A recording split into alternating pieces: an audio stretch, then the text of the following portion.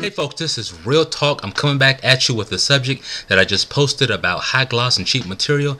I'm telling you, I've been into some top department stores. I've been into some shabby department stores. And when you go into the department stores that sometimes have the super discounts, you find furniture that's beautiful, that is glossy. You purchase it, you bring it home, you put your clothes in the drawer, you pull the drawer out a few times, and you tell me what happens. You don't have to, I'll tell you. It falls apart. Let me tell you something. When you are choosing someone, you better be careful how you choosing, because you may end up at the end of the day with high gloss but yet cheap material. You better know their character. You better know if they're a person of integrity. You better know something more than just how they look. Otherwise, you're going to end up with a hot mess. You're going to end up with something that is wretched. This is Real Talk. God bless.